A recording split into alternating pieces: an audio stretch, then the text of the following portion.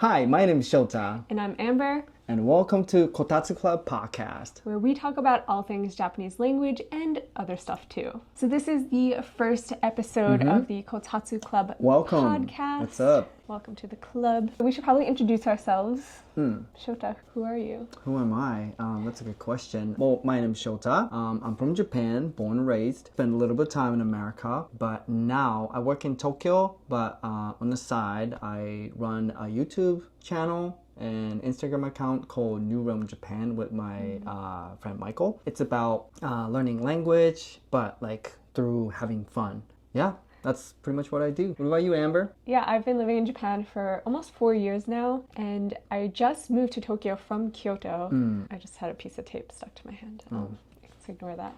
I just moved to Tokyo from Kyoto for a job as a full-time content creator. So I just started doing this full-time. On the side, I have my own YouTube channel called Chef in Japan. That's very cool. And yeah, it's called Chef in Japan because I used to be a chef when I was in New York, but I'm kind of not a chef anymore and it has nothing to do with chef things. So I'm in the process of changing that. But my YouTube channel is basically about also Japanese language stuff and off the beaten path Japan travel. So yeah, that's what we do. Yeah, we both share the passion for learning language, so we decided to do a whole podcast dedicated to that. Yeah, and other things. As you can tell, Shota is very good at English. He sounds American. Yeah, I'm actually from Michigan, so. Yeah, he's not, but... I'm not. Where are you actually from? I'm from Shikoku. I expect people to know where Shikoku is, but Shikoku is located in the south. Yeah. Is it south? Or is it west? Well, we say west because we say like eastern Japan and western Japan, but like the way I see it, Japan's like long, right? Yeah. So like, I don't know. I always explain it like northern Japan, southern Japan. Okay, yeah. So yeah, it's in the southwest part of Japan. It's a separate island that nobody knows. Yeah, nobody's from there. It's out there in the boony, but yeah, that's where I grew up. It's such a good place. It is though. I love Shikoku. So I actually, when I first moved to Japan, I lived on Shikoku in Kochi. So a little different than where Shota's from. Yeah, well, I'm from a prefecture called Ehime, and Amber lived in a prefecture called Kochi. Kochi is the most hidden of gems. I loved it so much. It's hard to get to, so not many tourists make it out there. But if you can get out there, I highly recommend it. We'll definitely talk more about it later. Yeah. If you don't know about it, definitely like look it up, check it out. It's such a beautiful place and a great place where you can kind of experience the real Japan, like actual Japanese culture and like stuff. Yeah, but it's true. It's like, what's the word for it? Undiscovered. Yeah, I think it's super hidden gem. Yeah. There's no bullet train there yet, so I think a lot of tourists don't come out there. So when tourists do come, people are genuinely like excited to see them. So it's a really good place to like make friends if you want to like talk to people. Yeah. Whereas in Tokyo, where we currently live, I think it's a little harder to talk to people. Yeah, it's just a different vibe. People in Shikoku are generally more friendly because they don't see many people on a daily basis, so they miss many people in general, so they miss talking to other people. So yeah. Country folks, you know. Talk about that. So our language experience. Why don't you go first? My Japanese language experience? Yeah. Yeah, I am at an N3 level of Japanese, so I am kind of basic conversational Japanese level. I'm currently on a journey to up-level my Japanese, get out of this like intermediate jail and like go into advanced. So on my channel right now, I'm doing a series where I have a live study session on weekdays every day at 7 p.m. New York time, 8 a.m. Japan time. Join me if you also want to level up your Japanese. What drives you to learn Japanese? I think it was my hobby for a long time. And then I moved here and I just realized how much more of like life opens up for me the more I learn the language. Yeah, and I plan on living here for a long time. Like I've already been here 4 years, and I think being able to master the language in the country you're living is like a really useful thing. And other than that, it's just kind of my hobby. I'm like slightly a language otaku. Yeah. What about you? How did you get so good at English that you sound like you could possibly actually be from Michigan? Well, I'm from Michigan, you know. I studied in America. I went went to college in America, state of Wyoming, for those you know where that is. Or why Wyoming? Okay, so I lived in California for 2 years. I attended a local community college in Northern California, a city called Fremont, you know, represent. Even though back then Japanese yen was a little bit stronger, you know how it is. Living in California can be very, very expensive. Very expensive. So as a college student, I couldn't last more than 2 years. So like after community college, I had to move out of the state to go somewhere cheaper. I thought about going back to Michigan. I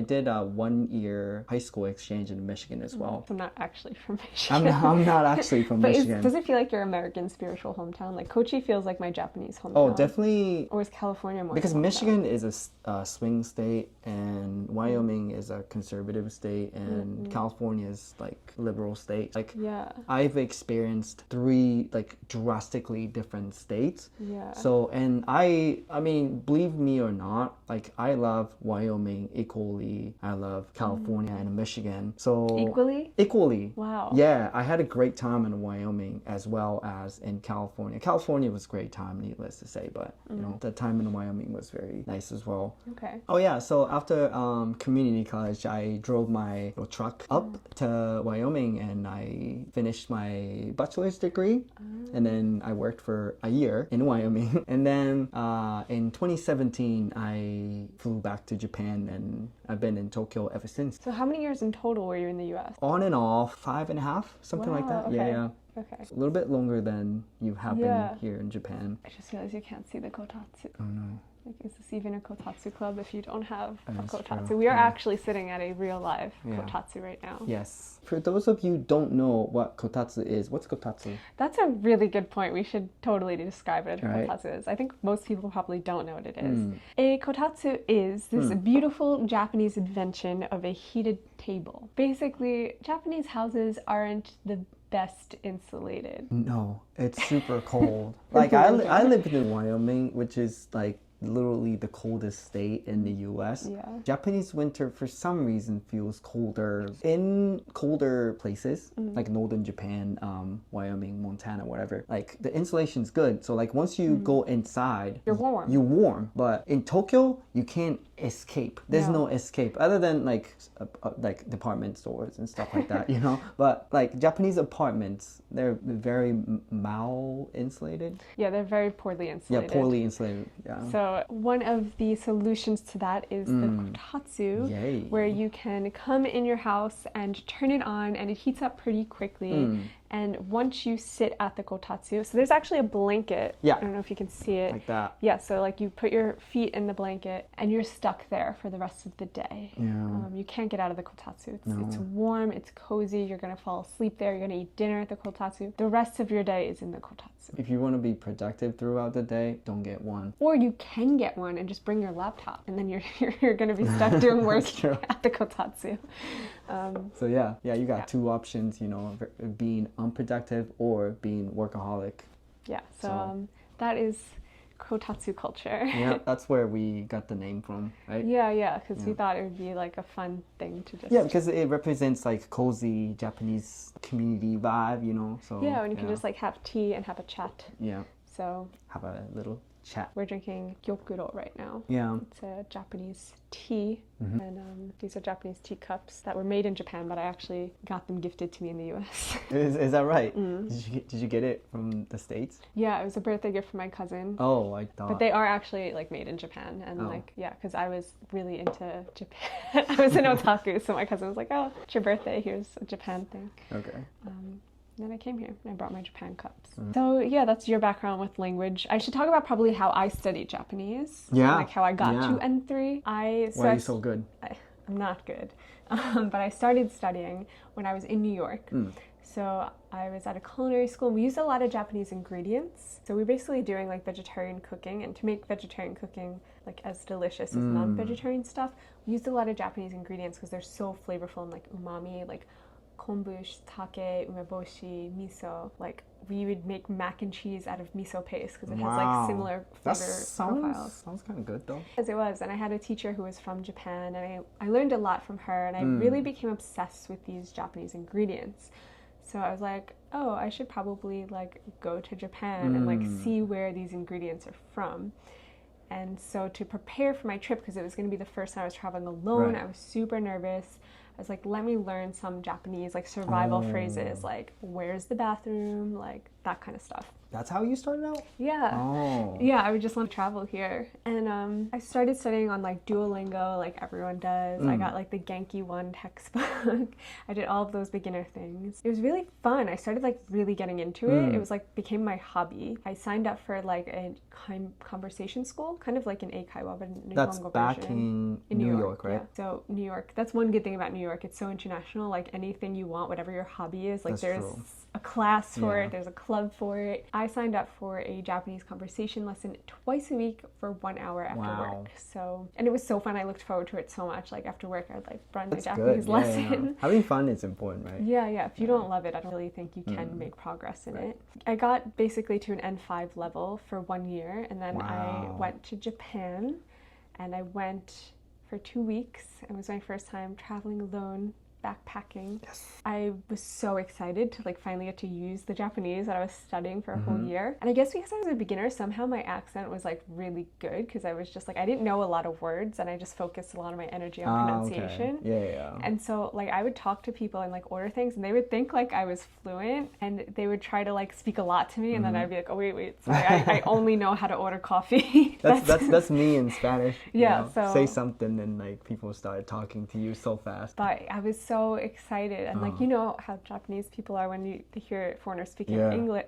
Japanese, they're like Jozu. Yeah, we and, get like, super excited. Yeah, and then it really helped my confidence, and I was like, oh my god, I'm Jozu, like I need to like get more Jozu. I wanted to study even more when I got back.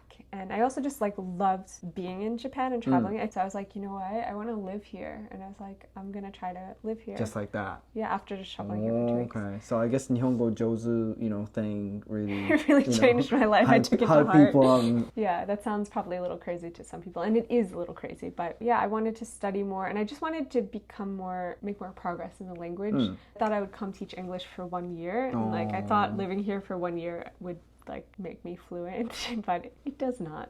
It did help, not as significantly as I thought it would. So after 1 year of teaching English, I decided I wanted to stay longer, because I just was having such a good time, and I wanted to travel more in Japan, and I wanted to still improve my Japanese. I still wasn't like satisfied with my level. So I signed up for Japanese language school in Kyoto. So I moved from Kochi on Shikoku to Kyoto for 1.5 years.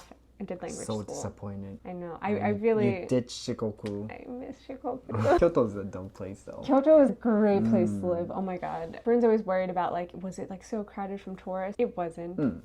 There's like the tourists go to literally one place, and like the rest of the city is fine and pretty peaceful actually. Yeah, so I did that for 1.5 years, and I think that's the bulk of where my Japanese improved, and I was able to like really be conversational. So yeah, that's my Japanese language origin story. We probably know a lot of this information already about each other.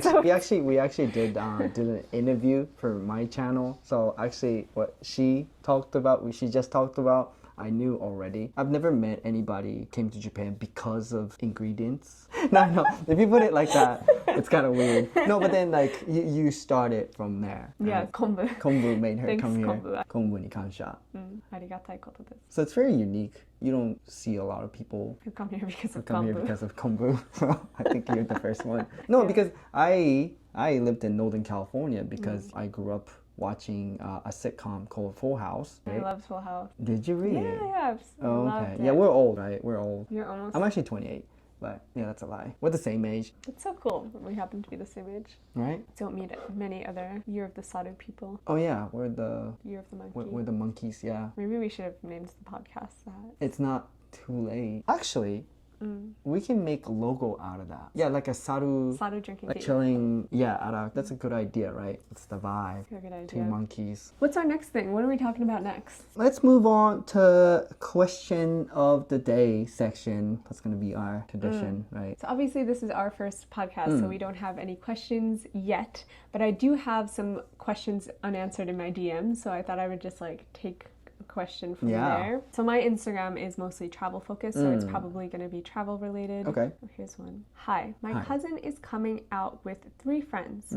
5 days in Tokyo, 4 nights in Osaka, and a day trip in Kyoto. What thoughts or ideas do you have for them? So 5 days in Tokyo. Yeah, and then 4 days Osaka. in Osaka. And 1 in one Kyoto. day in Kyoto. So I feel like you can probably answer the Tokyo part because you've been in Tokyo. How long have you been in Tokyo? I'm counting 7 years. So yeah, I've been here for a while, but then I don't. Well, I'll do my best to answer. Is this their first time coming to Japan I think it's in the general? First time, yeah. Oh, so it's more like a starter pack kind of Yeah, situation. we're doing a starter pack. We'll definitely hit up Asakusa, that's for sure. Cliche, but you gotta do cliche things, see right? Sensoji. Sensoji, or just the Asakusa general area. Sensoji is a famous temple, by the way, if you don't know. I really like Sensoji. When I first got out of quarantine, because I had to quarantine, I moved to Japan during the pandemic, I went to Sensoji temple, and it was like the first thing I did out of quarantine. And at the time, because it was the pandemic, there was no one there. So I feel like it was such a rare moment in history where Sensoji was like, it was a Saturday, midday, silent. No one. There was like me and like That's an so Oji-san, cool. and I got an omikuji. So you basically ruined Oji-san's day. No, he loved there. it. Oh, he loved it. He became my friend. We were still best buds. I'm just kidding. But he did come over and talk to me. Oh, okay. And he spoke great English. So that's rare. Basically, I got my first omikuji. So I thought, like, why not? Right. At a temple. Omikuji is a fortune, by the way, that you get at a Japanese temple, for those who don't know. So I got an omikuji, and I was like, I hope it's good luck. And I open it, and it's kanji. And at the time, I really couldn't read that much. That was your kanji. first time? Yeah, I could read a little bit. I could see that it was good luck, like daikichi. I could read that. Yeah. So I knew I got the best luck, and I was like, oh my god. Yay. But I couldn't read, like, what I was lucky and what was good about it. I don't think people pay attention to that anyways. Oh, people really? just kind of daikichi. pay attention to like how lucky they are. And then it's kind of like toss the paper anyways. Okay. Yeah. Okay. So I got daikichi, and then the Oji-san like saw me like reading it, and he came over and he's like, "Do you want me to translate it for you?" And I was like, "Yeah." And like he like read it out my whole fortune, and it basically said I was gonna be rich and famous. So still waiting. 4 years later. It takes a little bit of time, right? That was my first Sensoji experience. So definitely, day one. Well, get your good luck. I guess if it's like a first time visiting Japan, definitely do like Shibuya and Shinjuku. Harajuku. Yeah, Harajuku. But if you're like really into like fashion and like stuff like that, I would highly recommend you checking out an area called Shimokitazawa. Oh, Shimokitazawa. Yeah. I love Shimokitazawa. It's like how do you describe Shimokitazawa? It's just like a really cool area. It's like the Williamsburg of Japan. So do you know like Williamsburg in Brooklyn in New York City? This is the Japan version. So it's all like hipster, hip vibes, really oshare, stylish cafes, and then like a lot of thrift stores, really good thrift stores. I love Shimokitazawa. So yeah, if you're into stuff like that, definitely check that area. I guess if you're not into that, that's a good area in general. So yeah, they also have there the famous Totoro cream puffs. True.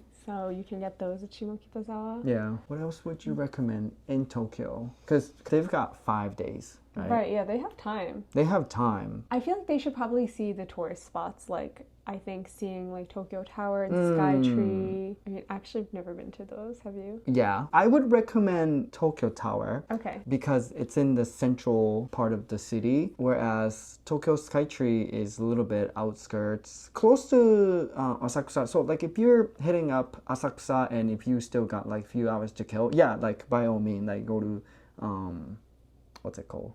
Skytree. Because you get to see the whole city, the skyline and everything. Somewhere else you can go if you want a like less touristy place is Sunshine City. If you go to the top floor on the observation deck, you get an insanely gorgeous view of Tokyo. It's so high up. You can see Mount Fuji from there.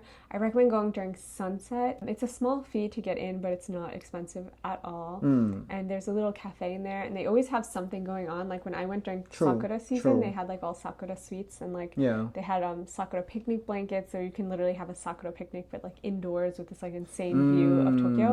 And I feel like that's such a hidden gem. I didn't see any other like tourists there. It was all that's like good. very That's local. good information.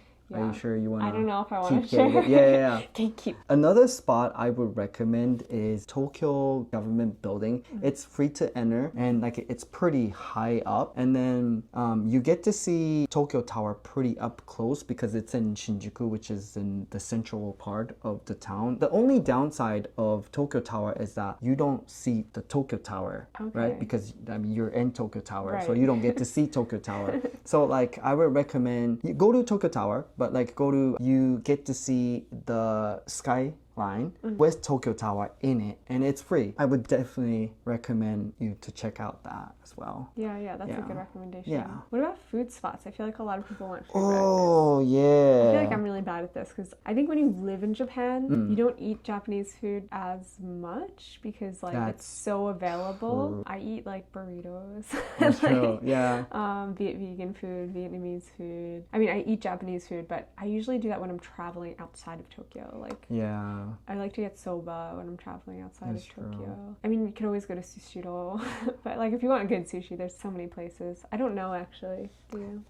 Well, here's the thing, right? So there are like different levels to sushi, right? Yeah. The belt conveyor sushi are completely fine. Like that's like what Japanese people eat on a regular basis. You know, when they eat out, that's a standard.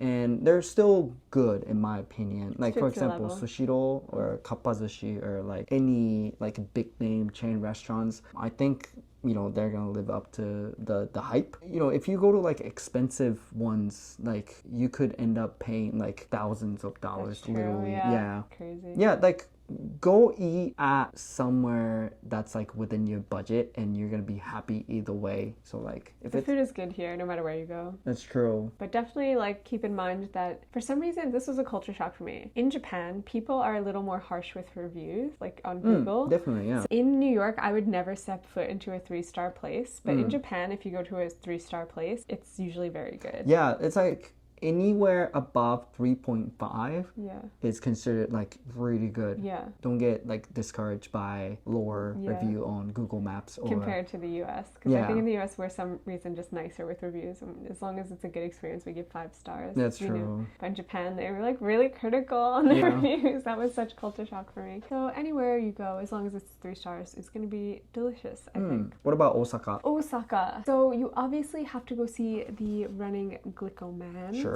And there's a secret spot where you can see him, where you can actually take a picture that's like lined up perfectly with the sign. Do you know it? I know what you're talking about, yeah. Yeah, I know that when I first went to Osaka and I took like the basic photo. But if you want the good photo, there's a secret spot. I don't know where to find it though. It's everywhere on TikTok, so I don't think they're gonna have a hard time finding it. Yeah. I did finally see it last time I went to Osaka, and there was a line, but it went pretty quickly. People taking pictures out. Okay. If you're into like onsen, the hot spring and stuff like that, it's gonna be a little bit far from the city center, but there's a town called Mino. It's a really nice area. A little bit far from Osaka, but not too far from Osaka. So if you're into like nature, like hot springs and stuff like that, definitely check that place out. Oh, okay, that sounds nice. That sounds like something I would like. If you are a first time coming to Japan person, you might not be used to onsen. Onsen, you have to be totally naked. Oh yeah. So I think some foreigners are they American? Used to that. Yeah, they're American. Oh, okay. Definitely keep that in mind. But you can also get private onsen if you don't want to go to the public one. Right, especially if you have like tattoos and stuff like that. Yes, which I do.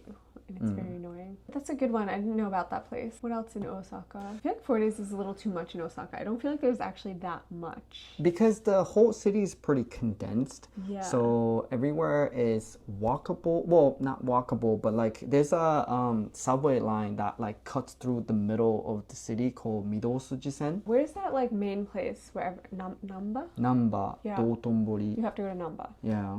Kind of like a festival. It's like a matsuri every day. I think that's like the most Osaka.